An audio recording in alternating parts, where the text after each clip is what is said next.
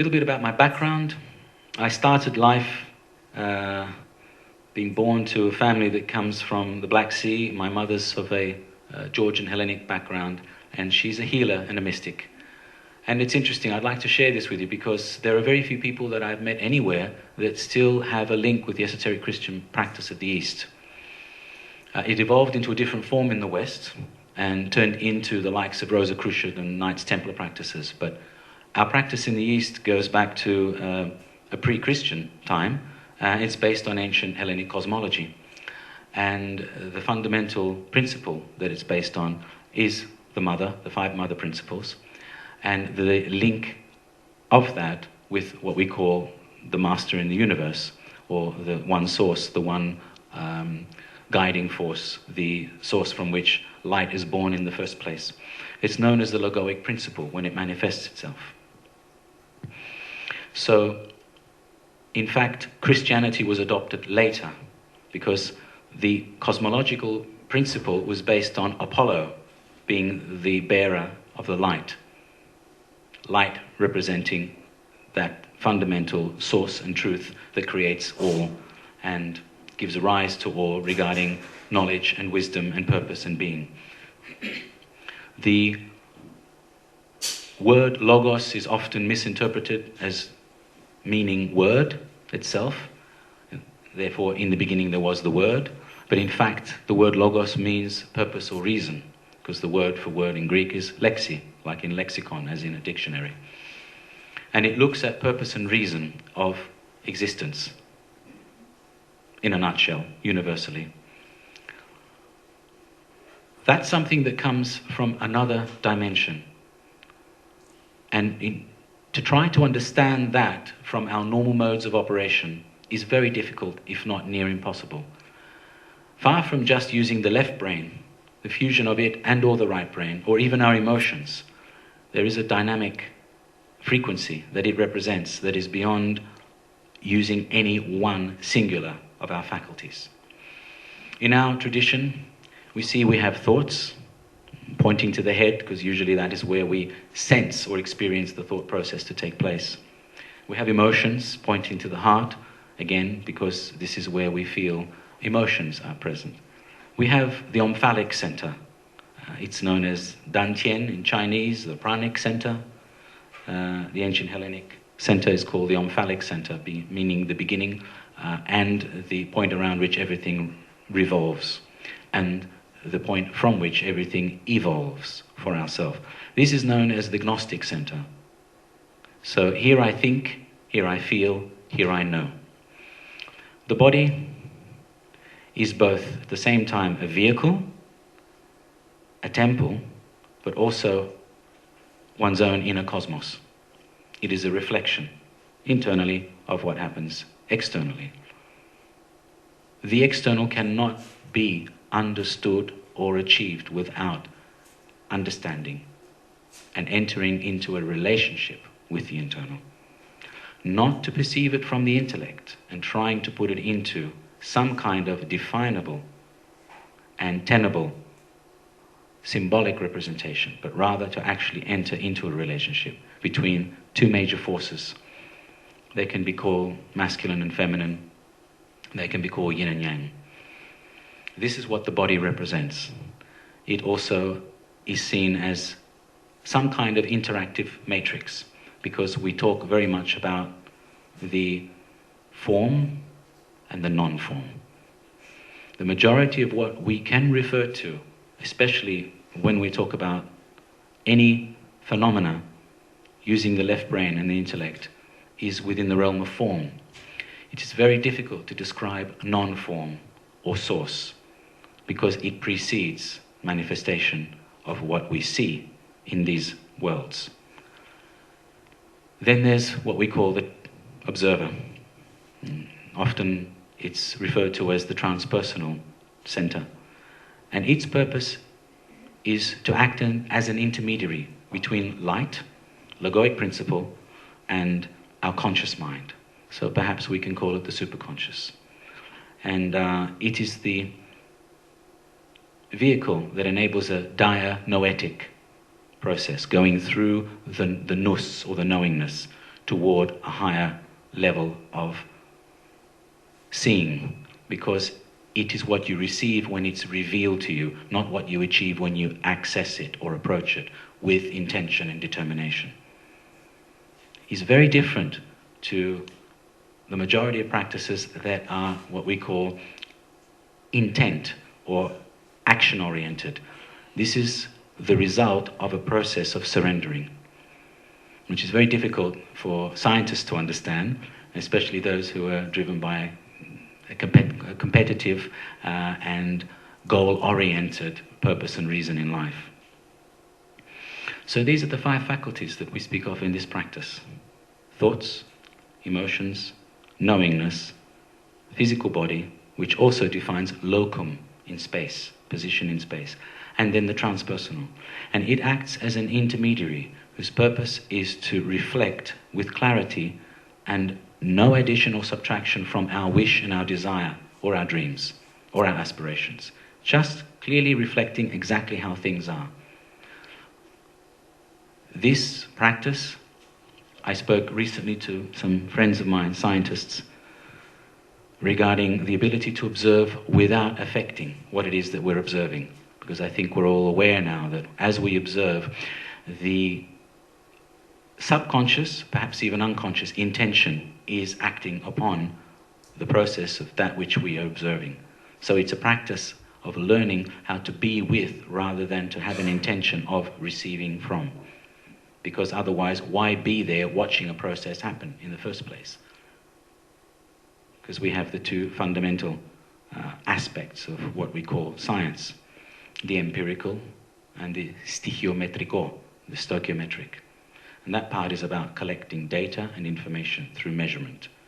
The other part, the empirical, which today's science has tended to veer or steer away from, is what you receive as a result of the interaction, rather than what you bring to as a result of your intention, because an experiment is paid for by someone in order to try to receive some kind of information to prove a point.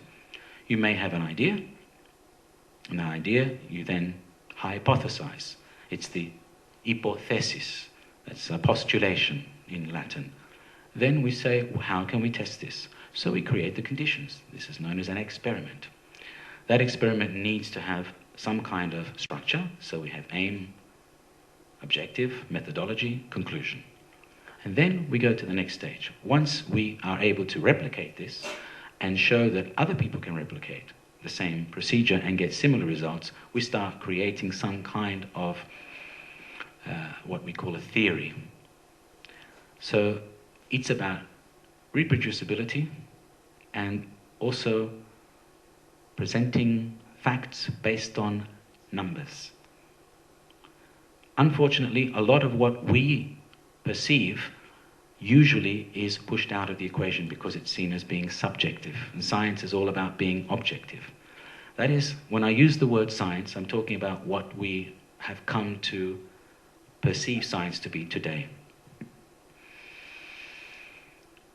Part of our tradition also is based on the 3 factors that ancient Hellenic knowledge and wisdom was based on. One was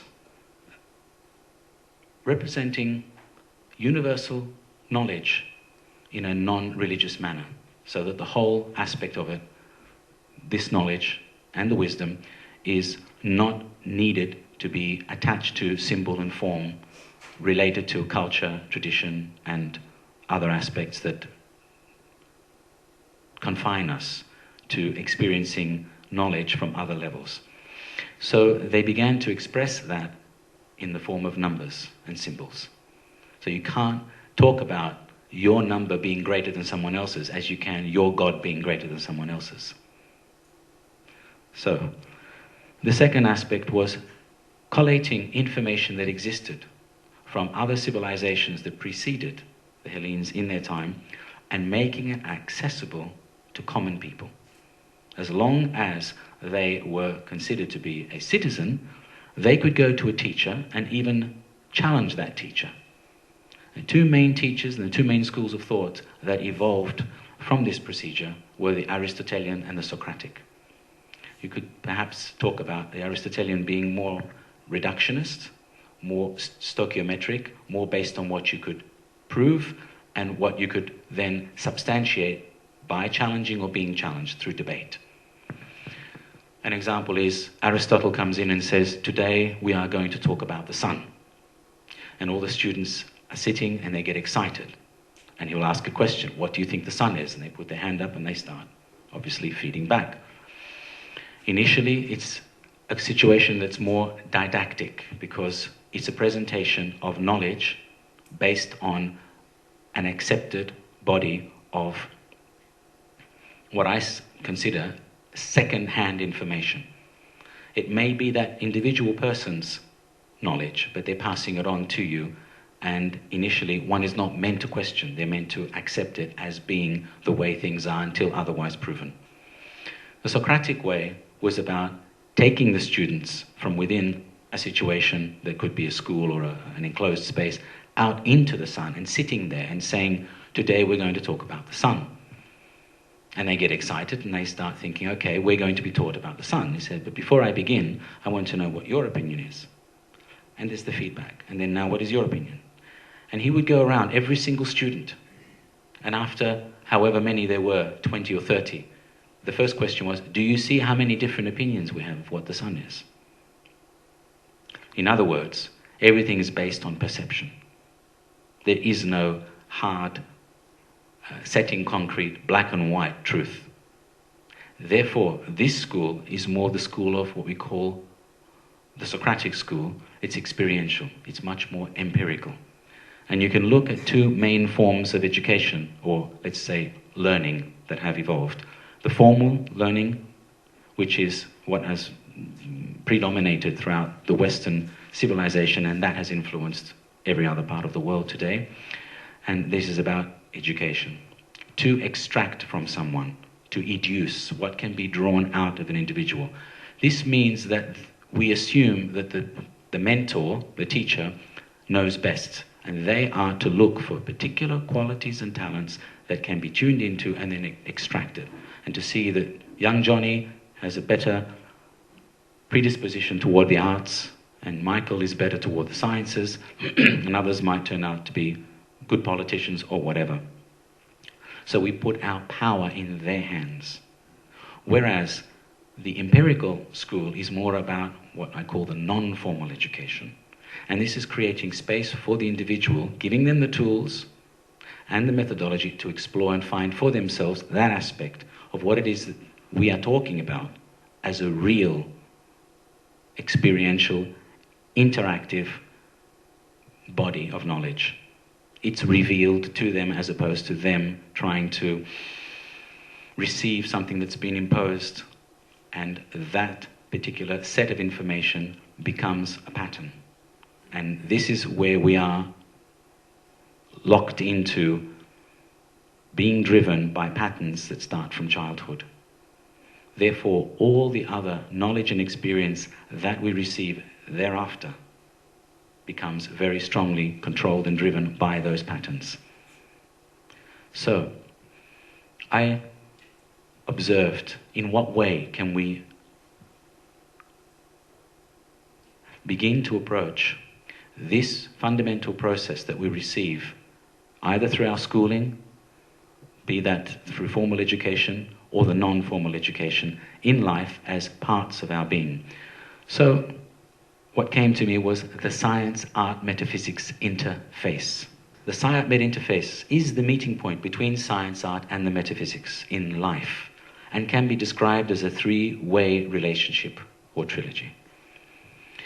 It is a vehicle from and through which the interconnectedness of all phenomena may be discovered, explored, and integrated.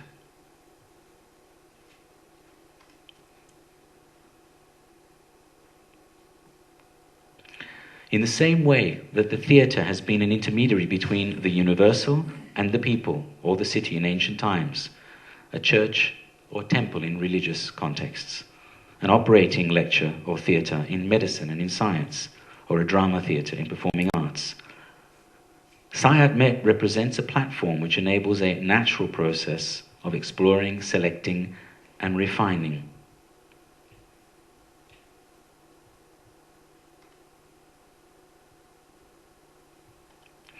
This trilogy is the most important of all relationships that humans need to learn in order to achieve whole self-development. It is the interconnection based on an objective perspective of our inner, outer, and the universal worlds. The interconnection based on an objective perspective of our inner, outer, and the universal worlds. The whole concept of being objective, as mentioned earlier, is very complicated because one of the main problems we have is being able to separate what we experience ourselves to be and how we see ourselves to be from what's actually happening to us and through us. It refers to the process of unifying our opposites through researching the principle and nature of our inner male and female, or our inner yang, yin and yang. When I do work with people on a practical basis, one of the fundamental approaches is to look at the dynamic forces in ourselves. What is the predisposed sense of positive, negative, heaviness, lightness, masculine, feminine, and in a scientific context, our inner gravity, which is the yin, and our electromagnetism, which is the yang. We talk about our being as fractal interfacing, phenomenological, explosive, dynamic processes. It's very hard to see ourselves as that when you wake up in the morning and you're looking at a form, and that form is reflected to you in the mirror or by other people. So trying to understand what that means, as mentioned here, how these relate to the same principles universally and how they are integrated with the universal through the metaphysical. How can we actually make a connection between what we have come to understand is universal, stroke metaphysical, and ourselves as daily functional beings?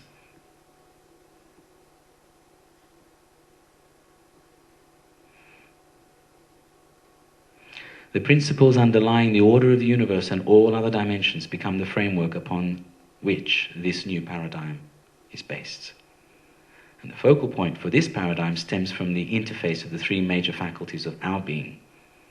These faculties are governed by three main parts of our brain: our left-right cerebrum, the cerebellum, and the brainstem itself.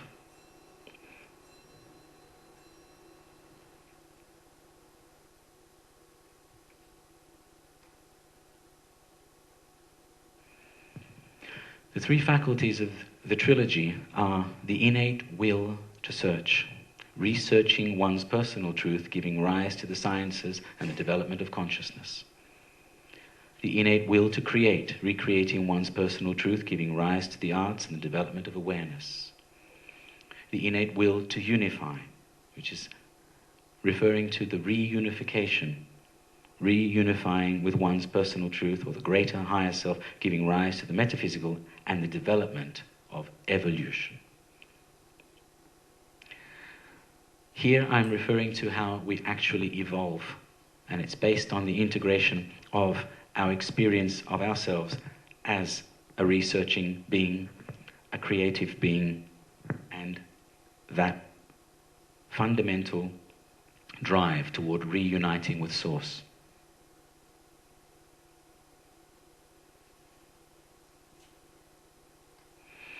Science is about observing, analysis, gathering, ordering, systematizing, categorizing. Art is seen more to be related to creative transformation of ideas, concepts, inspirations into the physical world. So what comes into our mind or what we're inspired by, creating something in the physical world to represent that, whether it be writing, whether it be music, whether it be expressing through song or movement. And the metaphysics are often seen as a pathway of establishing higher level of organization toward integration, harmony, and balance. It's a hard term because anything that's beyond the physical could easily be termed metaphysical. but looking at it as a pathway that can establish a higher level of organization toward integration, harmony, and balance. This is fundamentally dependent on one main concept. I will get to that as we proceed here. The metaphysical faculty is the determining factor in the process of integrating its two counterparts, i.e. the will to search, the will to create. The practical philosophy of integration of the three brains, the cerebrum, cerebellum, and the brainstem, leads to the activation of the frontal lobes toward visionary perspectives, enabling our evolutionary process to develop fully.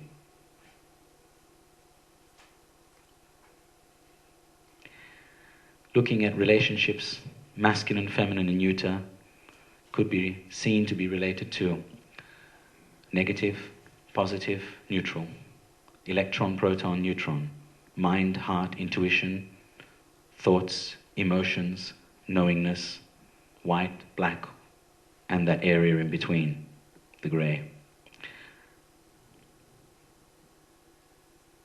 This can be further expanded into looking at the relationship on the physical, emotional, and mental planes. In the sensorial, we see desire, attachment, and ignorance. And related to body, speech, and mind, it is in state related to solid, liquid, and gas. In quality, to a denseness, subtle, or sublime levels. Energetically, to vibrational, rotational, omnidirectional. In awareness, to knowingness, feelings, and thoughts. In politics, to democracy, socialism, or dictatorship, and in a direction to self-responsible, maternal control, paternal control.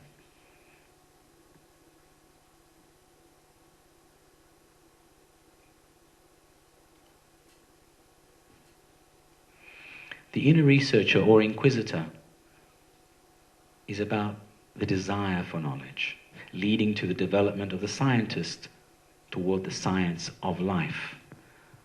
Science, in this context, meaning knowingness, not white coat laboratory testing in the conventional sense that it has come to be seen and known. The inner creator, the expression of concepts, ideas, and visions, leading to the development of the artist toward the art of life. Understanding that we are responding constantly, even though often we react, we're still responding to stimuli and phenomena from outside our conscious mind and our existence. The inner integrator, the source of existence, the unseen, the unknown, leading to the development of the metaphysicist toward the metaphysics of life. Understanding what is beyond the physical, beyond the tenable, before it even manifests into matter.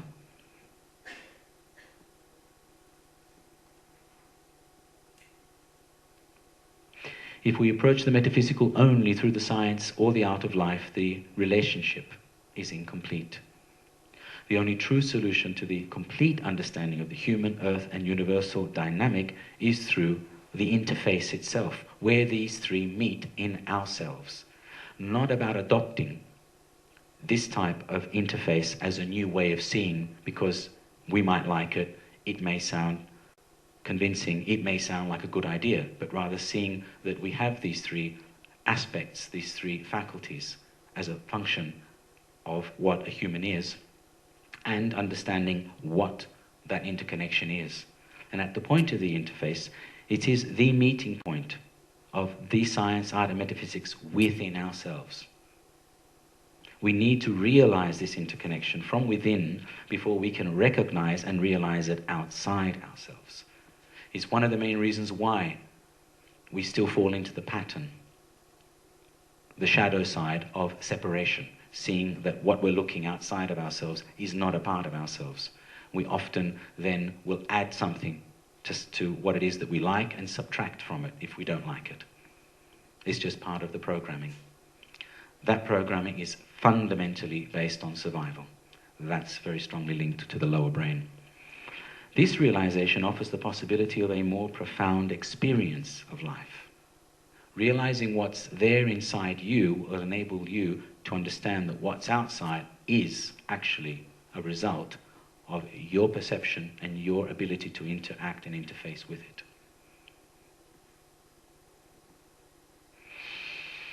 This is the absolute fundamental purpose and practice of Tantra. Being able to see how everything is interconnected within the woven pattern of what we experience and call life. The meeting point of this integrated realization can be referred to as an illumination, a little enlightenment. Many of these illuminations lead to what is known as enlightenment. It is this conscious light or spontaneous luminosity which occurs when we have an enlightenment. This is what is meant by the ultimate state of existence, as is referred to in some doctrines and spiritual practices. This state is not static, but it is in constant change. It is the nature of existence. Everything is in constant perpetual motion. So understanding enlightenment, receiving an enlightenment, wanting to achieve an enlightenment is not about something that you reach that's outside of you, that you attain, and once you've attained it, then everything's okay, because it constantly changes. But it is a quantum leap. It is an explosion as a result of an implosion, of forces which are present internally that actually create a transformation inside, that awaken us to our true nature and the existence of all of these other phenomena outside of us. It is for this reason that chaos exists and is vital, as it represents the breakdown force needed for reintegration. Everything leads toward chaos. That's why it states here, one must release all attachments to all known thoughts, emotions, and sensations. These are only the illusory reality and not the truth of that moment. Only this immediate, spontaneous moment offers an experience of the truth of our reality. What it's saying in a nutshell is, what we're searching for outside of ourselves is constantly acting and is present all the time inside of ourselves. The illusion is that we're going to find it through a process of searching, not only by searching outside, but by separating ourselves from what we have come to see is not a perfect state. A lot of that is passed down to us through religion, the original sin and all the rest of it, but we do see that we grow up, we grow old, we wane and we die. We see a process of degeneration, that is imperfection. The concept of our inner male and female can be related to the God, Goddess. When the two become one, that's supposed to be perfection. If we've not had perfect input from our parents, we see that as an imperfection. That model, that experience remains in every single cell and every single subatomic particle in our being.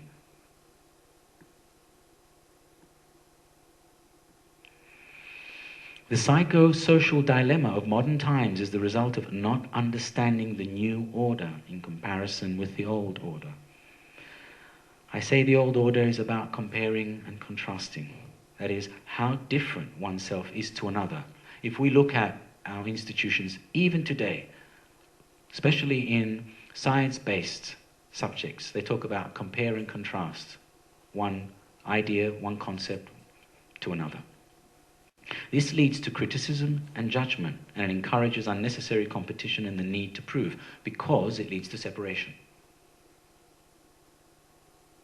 By comparing and contrasting, you, by the nature of the process, are separating. The new order is based on complementarity.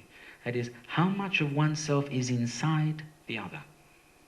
Instead of comparing black to white, big to small, powerful to not powerful, masculine to feminine, it's to see how much of masculine is in the feminine, how much of the black is in the white, how much of yourself is in someone else.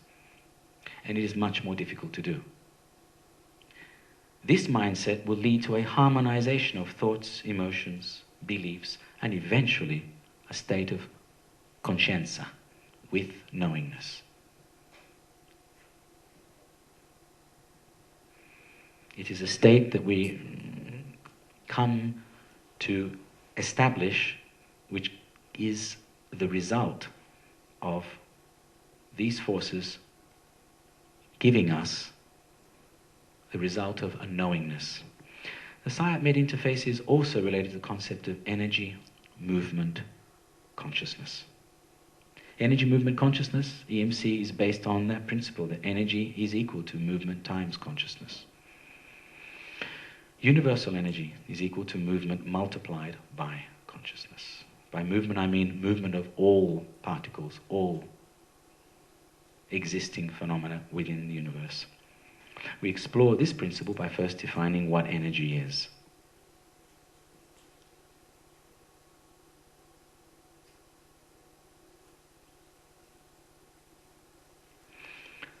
It's been said, electron-excited states in complex molecular systems are continuously supported at the expense of electron circulation in the biosphere, outside of us. The main working substance there is water, and the source is the sun. So it basically excites these electrons and enables them to free themselves from the shells they're in to start basically moving. Energy transfer, characteristic of ideas in Eastern medicine, is associated with the transport of these excited electron states through molecular protein complexes in a body, be it ours or any other animate body. That's been defined by a Hungarian scientist, St. György. Therefore, energy is the movement of excited or freed electrons traveling in a tunnel effect as a result of photonic emissions within an organism or system where we are concerned as systems. Bioplasmic beings. Consciousness then may be seen as the organized transmission of these electrons through multiple excited states, leading to multi-level dimensions through which energy transactions are constantly taking place. This happens from the micro to the macro levels at enormously rapid rates. Each transaction catalyzes and activates another, leading to a type of chain reaction of energetic responses. This causes the phenomenon of constant expansion. We use this concept to describe the action or the nature of the universe that is constantly expanding.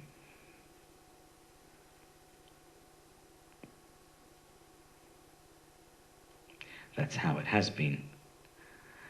In this way we can relate, for example, the above principle to Einstein's equation, where energy is equal to mass times the speed of light squared. Mass can be seen as the sum total of all movement, and the speed of light as consciousness. A state where all conscious and unconscious events interact to result in a recognized, not unrecognized, uniformity. That constant flux of these events, together with their energetic interactions, leads to further expansion in a perpetual cycle.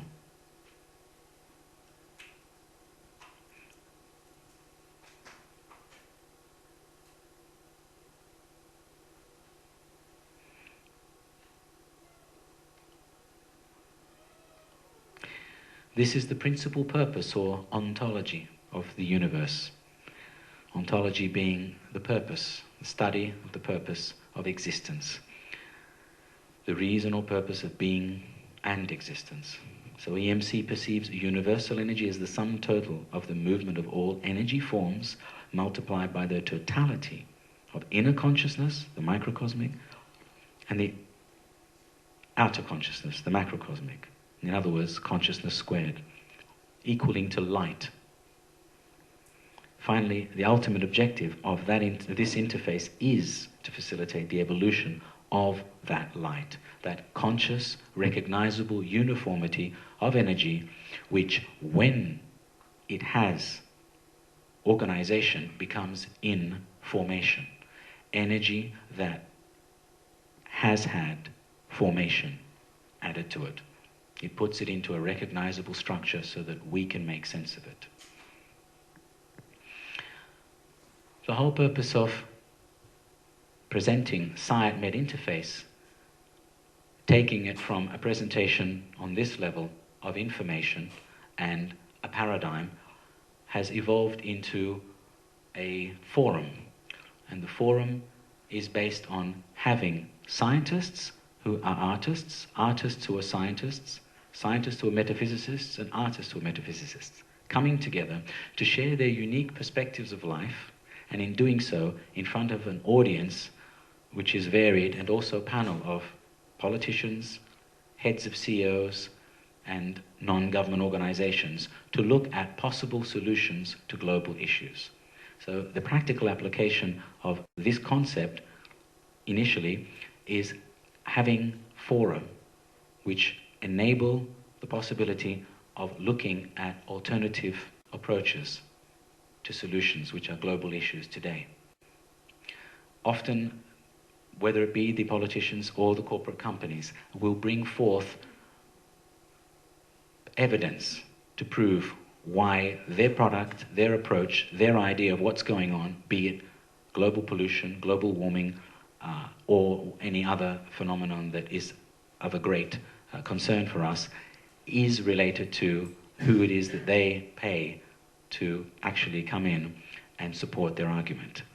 If we have individuals who have alternative information through their own experiences that is equally valid, if not more so, it gives us a far stronger grounding, where the application of this paradigm to our personal lives and selves is concerned, is presented here in a sample model of exercises for SciAdMed. Active visualization and meditation of various forms, regardless of the background. Understanding natural laws of universal movement, including the center of gravity, laws of opposites, geometry and form at the foundation of human movement. Space integration or chorosynthesis, unification of inner space with outer space and the greater space. Laws of action and reaction. The law of cause and effect, karma, and how these apply in daily life. To every action there is an equal and opposite reaction. Second law of motion, Newton's second law. The law of energetic transference and transformation. The fundamental physical sensations into emotions, to thoughts, stroke ideas, and then into actions. How all of these processes actually happen.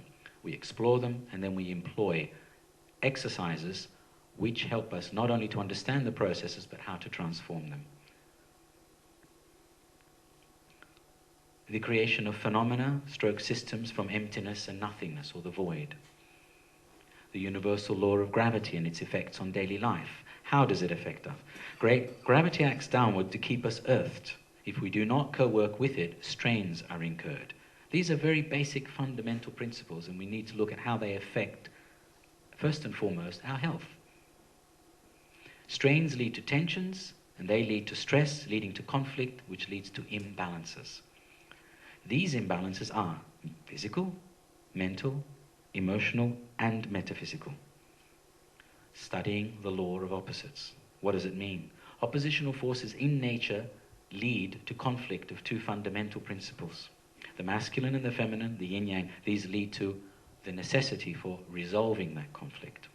Conflict resolution, define first the cause requiring attention, focus, and concentration. Then, establish a course of action toward the resolution. The first set of practical approach in terms of exercises is applying meditation, reconciliation leading to resolution, and the state of harmony and balance. Inner balance, awareness development toward harmony, which we sometimes call peace. Inner balance is the foundation for outer balance. How is it achieved? By experiencing inner quietness and stillness through the following.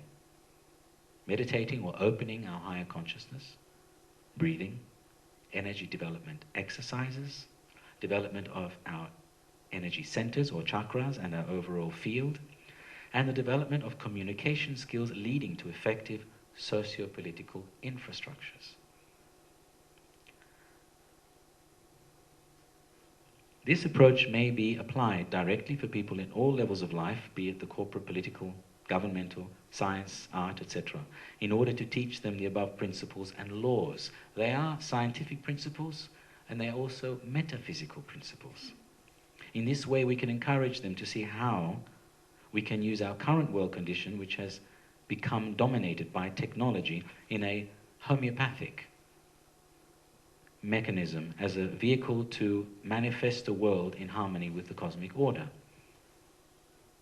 What I'm talking about is fusing existing scientific laws and principles with metaphysical knowledge that has been there for millennia in a creative, spontaneous, transformational manner. That's the artistic side in yourself. This is not black and white, it's a framework, it's meant to be a guide. But I have looked, having taught, first visited more than 55 countries in the past 20 years, taught in 35 countries, lived as a citizen in 10, learned 8 languages, being with people, that coming in and teaching a particular set of ideas based on whatever knowledge is there, and whilst one may believe in that knowledge and see its efficiency and effectivity for themselves, I think what is most appropriate and most important is that people get a sense of what it means for them in their reality. It's very difficult to see yourself as an energy matrix, as a constant, explosive, interactive complex of fractal processes. Where does personality and character come into that perception of ourselves? How can we use knowledge such as that which is presented to us by wonderful scientists and metaphysicists in our daily life, especially now? A lot of practices I have dealt with looking at the development and application of former, I would call, traditional systems to our situation in the here and now. Be it from the Tibetan Buddhist practice, my Zen practice, my Taoist practices, my esoteric Christian practices. I have gone through this entire process my whole life. And one of the problems that I have come to see has faced those who are masters today is how can we apply that mindset and that paradigm to what's going on in the here and now. There are apparent conflicts, and there are also very strong juxtapositions between the way in which we have done things and the way in which things need to be done. It's different to trying to impose what has worked for us in the past to something that is of a different dynamic, a different informational, not just matrix, but mode of operating. Because it's about the modus operandi that defines the effectivity of a set of principles. Principles always remain the same. It's up to us to open our minds and hearts to understand how we will apply them to the current situation. So, sharing this information with you is about, hopefully, catalyzing some kind of thought process, feeling process, and knowingness process from within yourselves regarding everything that I've just presented. How does it function? What does it mean for you? Have we thought about it before? What is our inner scientist? What is that part of us that actually goes out and inquires and asks questions and says, how come? Where from? Why? And our inner artist that is looking at physicalizing concepts, ideas, inspirations in such a manner that we can use it not just simply as a mode of personal expression to satisfy our emotions at a point in time, but for spontaneous transformation. As mentioned yesterday, on one side, arbitrarily I use the right, but there's a reason because of the left brain connection. That's the scientist, the inquisitor. And that is the part of us wherein knowingness will be found, as opposed to just the knowledge.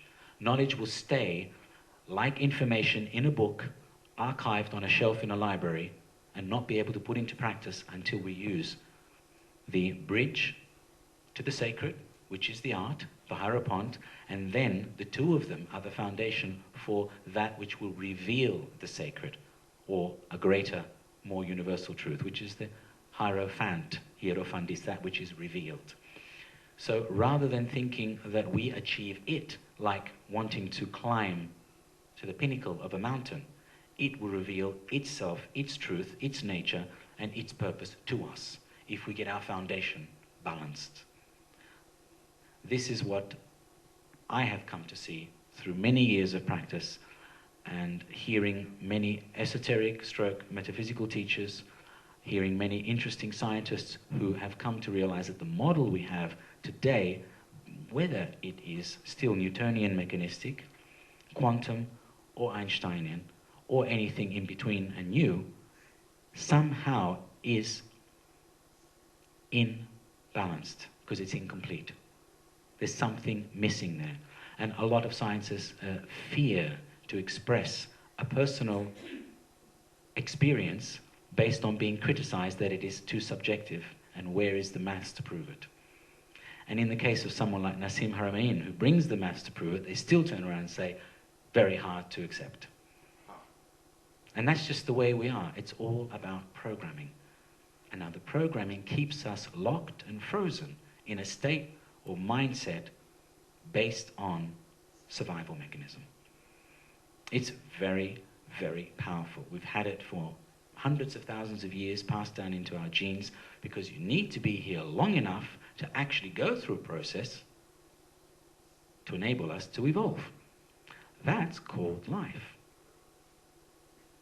It's just a journey to give you a chance to evolve, past being driven by primordial instincts to survive, to see what true nature is, how we are a part of that nature, and how by being a part of it, we can collaborate with what sometimes is called as the divine plan, and how we can manifest that, not just for ourselves or here on planet Earth. Apparently, we have a role to play on a bigger scale, and it's about learning how to be open, to be guided as to what that role is, and not to see ourselves as superior beings because even on planet Earth, I think a lot of what we've done in the last 100 years indicates our lack of superiority over other animate beings. So we've managed to make a lot more mess in a short period of time than any other being on this planet, is what I'm saying.